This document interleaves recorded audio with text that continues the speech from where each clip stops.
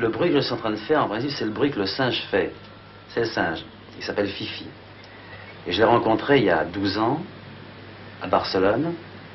Et on a tout de suite sympathisé. C'est devenu, disons, un de mes meilleurs copains. C'est-à-dire un confident dans l'absolu.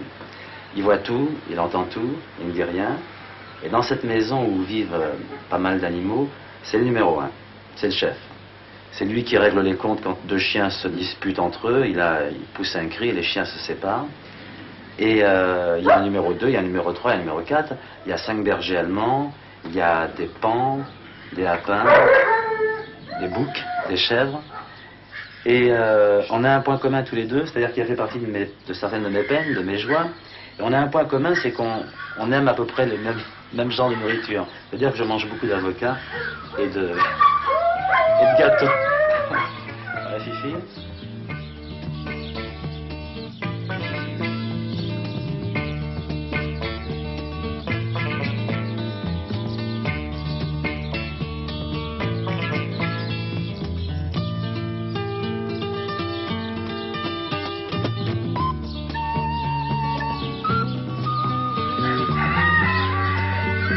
Attention, hein.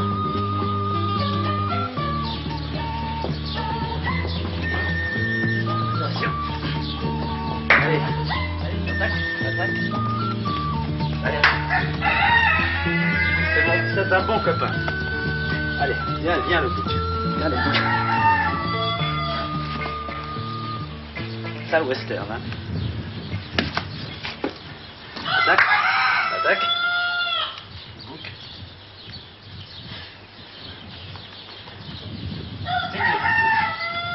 Il y a des cornes incroyables, hein. Et ce qui est amusant, c'est que lorsque je l'ai acheté, on m'avait promis que ça serait un bouc nain, avec des cornes pas plus grandes que ça, qui s'appelle Manolo. Comme le bouc, enfin, ces animaux-là sont les animaux préférés des gitans, et que j'ai un petit côté gypsy et gitan dans ma vie, je l'ai baptisé du nom d'un très bon copain à moi, Manolo. J'espère qu'il ne se vexera pas d'ailleurs. Allez, bien sûr.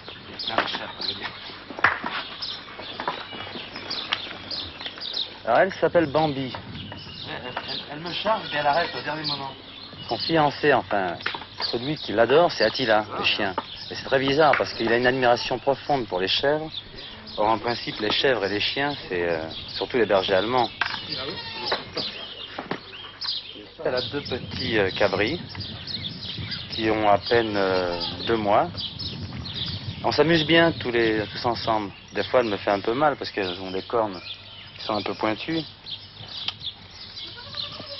Mais ce que je préfère chez les chèvres, c'est que l'odeur des chèvres est beaucoup moins dure que l'odeur des boucs. Hein, la bête? Allez.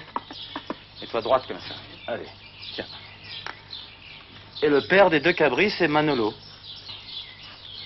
Attila, viens ici, viens. Allez. Attila, viens ici. Ben voilà, elle est là maintenant. Allez. Attila. Ah, t'es avec la chauffe. Allez. Laisse le papa, écoute. En ce qui concerne les volatiles, j'ai une très grande admiration pour ces animaux que j'ai découverts finalement il n'y a pas très longtemps. J'ai des poules chinoises. On n'a pas l'impression que ce sont des plumes, on a l'impression que c'est du duvet. Et ce qui est amusant, c'est que les coqs chinois comme les coqs français et le paon ou la panne s'entendent tous très bien ensemble. Mais le chef de tous ces volatiles, c'est quand même le paon, qui lui, le matin, fait ses promenades, il s'en va même très loin dans les bois, et le soir, il revient pour se mettre sur une grande poutre, et il dort sur cette poutre près des cornes. Et lorsqu'une voiture passe, ou lorsque des gens arrivent, eh ben c'est comme un berger allemand, comme un chien de garde, il pousse un cri qui est une espèce de léon, et s'il est énervé, il en pousse 5 de suite, et le 5e est toujours rauque.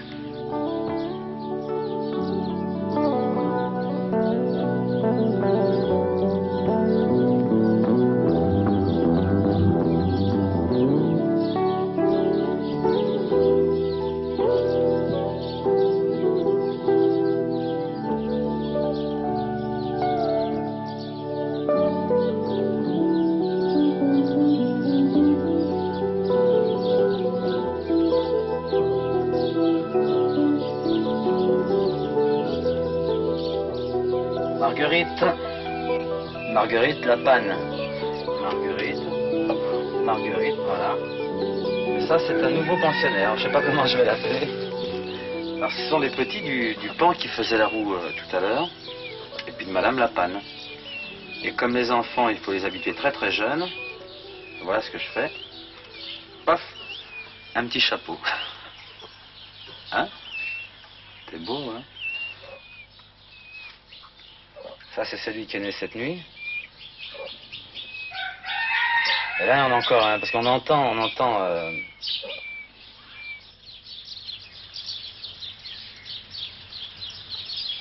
Pour moi, tous ces animaux font une très grande partie de ma joie de vivre, parce que en plus j'ai l'impression qu'il y a une espèce de dialogue qui se crée, c'est-à-dire que je peux parler aussi bien avec un coq qu'un bouc, que le chien, que le pan. C'est une conversation. Si je pouvais écrire un livre sur le langage de tous ces animaux, je le ferais. Cherche le chien. Cherche. Cherche la pierre. Allez, cherche. Cherche Attila. Allez, Attila, cherche. Cherche ici. Cherche, ici. Là-dedans. Attila, ici. Là. Cherche la pierre. Tu vas chercher. Cherche. C'est pas dangereux, tu peux y aller. Cherche. Attila, ça fait, disons, 16 mois, 18 mois que je l'ai avec moi. Et je l'ai rencontré, il était dans un chenil. Et c'était vraiment un chien qui avait été battu par ses premiers maîtres. Car il était craintif au départ. Et il y a eu un contact, dès le départ. Il est rentré, j'ai ouvert la porte de la voiture, il est rentré dans la voiture, il s'est assis à côté de moi, et on a sympathisé tout de suite. Attila, c'est le chef de meute, dans le sens qu'il y a 5 bergers allemands ici, et c'est lui le grand Manitou. Mais surtout pour s'amuser, hein, en principe. Car le chien qui garde la maison, c'est vraiment la bergère, qui entraîne les autres bergers allemands à protéger cette maison. C'est un peu un chien de cirque aussi, qui fait un tas de choses amusantes. Il m'a un peu dressé, disons, à le dresser, c'est-à-dire que j'ai pas besoin de lui parler très très fort pour qu'il fasse des choses, suffisamment de parler dans l'oreille, et puis il comprend tout de suite.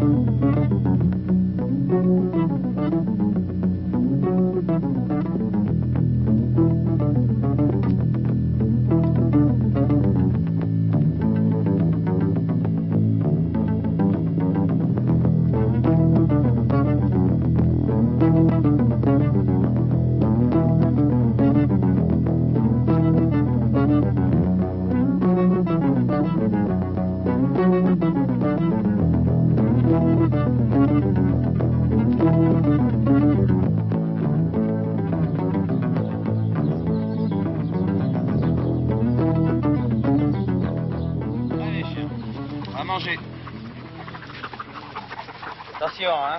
J'ai 5 bergers allemands parce que, d'abord, c'était toujours la passion de ces chiens. Et d'autre part, ce sont de très grands protecteurs de l'homme, je trouve.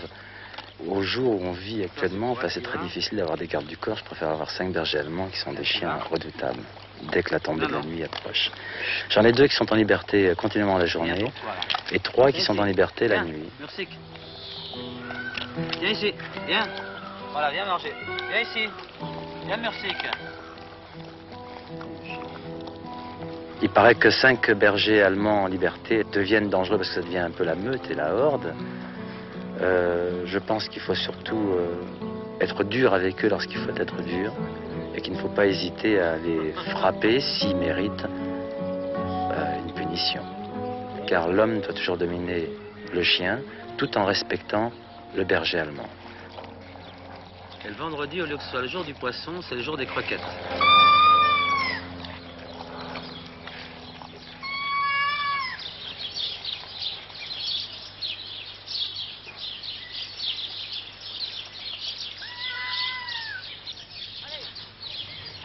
Allez, le cheval. Allez, oh, oh. À droite, allez. Allez.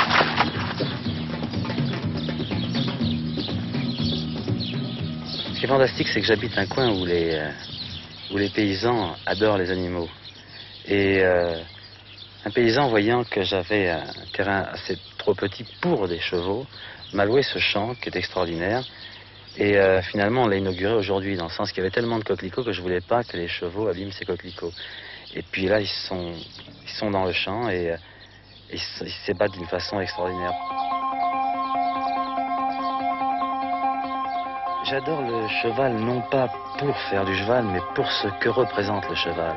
Car finalement, je fais pas beaucoup de cheval.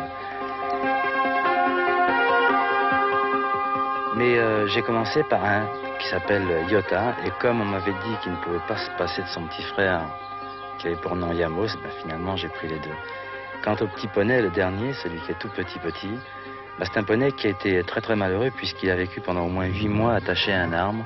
Et lorsque je suis allé chercher, puisqu'il fallait recueillir, non pas un rapport à la SPA, mais une association dans le même style, les propriétaires ont beaucoup plus fait attention à savoir si je ne faisais pas du dégât en passant avec ma voiture dans leur gazon que le fait d'emmener le cheval qui ne reverrait plus jamais. Et là maintenant il est très bien, il est heureux, il gambade avec les deux autres et finalement ils forment une très très bonne équipe.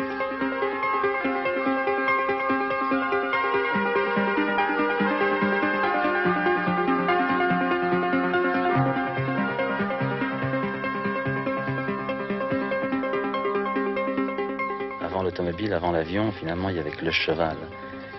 Et à chaque fois que je vois un cheval, pour moi, c'est donc symbole de liberté, c'est autant dans n'importe le vent, c'est Gone with the wind.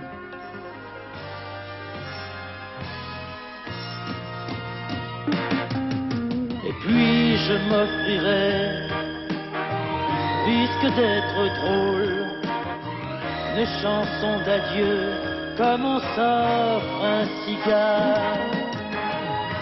Je prendrai ma guitare, ferais un bâton, j'irai vivre ailleurs ma vie de vagabond.